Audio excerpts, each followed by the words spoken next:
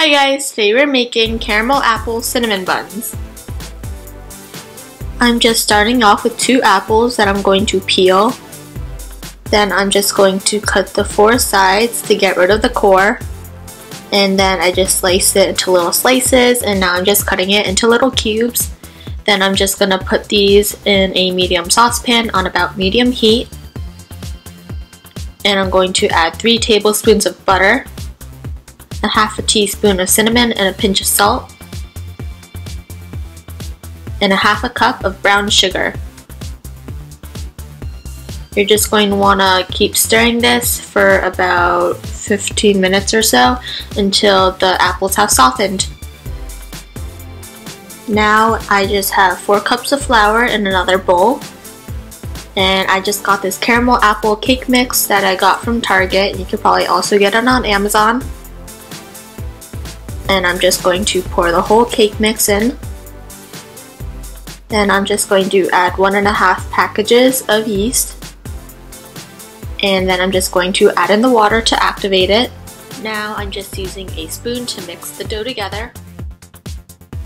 Then I just poured it onto a silicone mat. And then you're going to want to add between 1 and 2 cups of additional flour to just knead it in, and this is super sticky. It was really nasty.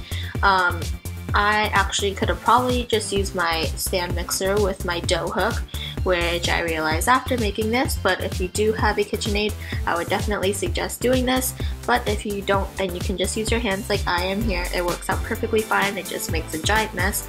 So I used about 1 3/4 cup of flour, and it's probably going to change for you.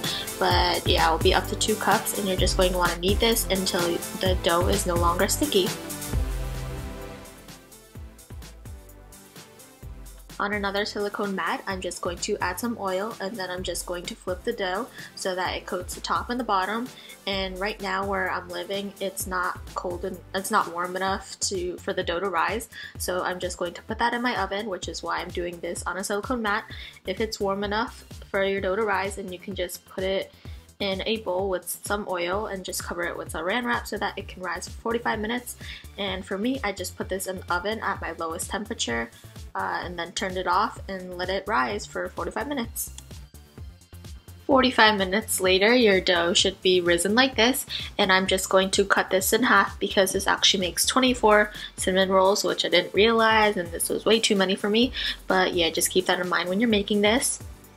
Now I just have one of the halves on another silicone mat, and I'm just using my rolling pin to just roll this out. I think it has to be 10 by 14 or about that length and width. And you should try to make this a rectangle, but mine totally wasn't. It doesn't really matter in the end, I guess. Just try to do your best. For the cinnamon sugar mixture, I'm just going to add in half a cup of brown sugar and 1 teaspoon of cinnamon and just mix that together until it's combined.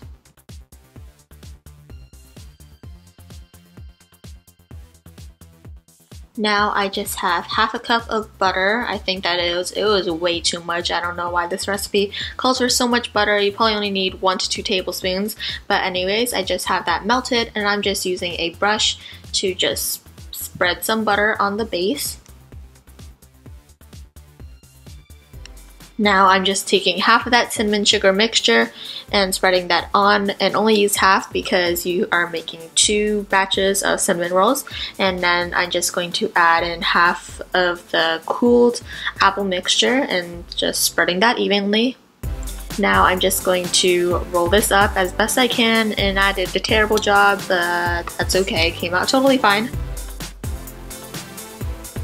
Now I just cut that in half, and then you're just going to want to cut it in approximately 6 pieces on each side so that you have 12. And yeah, this was sort of hard, but you'll get through it. Then I just cut it out, and then I'm just trying to round it because cinnamon rolls are round, and then I'm just put it on my sprayed baking pan. Now I'm just using some more of that butter, and I'm just going to put some more butter on top of the cinnamon buns. And again, this is way too much butter, only melt 1 to 2 tablespoons, not half a cup, which is crazy. But yeah, I'm just going to do this, I guess, to make it more shiny or whatever. Probably don't have to do this if you don't want to, but after that, I'm just going to cover this with some tin foil and let it rise in my oven for another 20 minutes, and then I'm going to bake it at 400 degrees for 15 to 20 minutes. For the frosting, I'm just making a regular cinnamon bun frosting, I guess. So I'm just going to add some butter, vanilla extract, and powdered sugar and mix that together. And then you're just going to slowly add in 1 tablespoon of hot water until you have the consistency that you like. So again, this is how they look like. They were really good and great for fall and super easy to make. Also, if you guys wanted to make a different kind of frosting, the caramel cake mix does come with a frosting at Target or on Amazon, so you can use that instead and just microwave it and drizzle it over.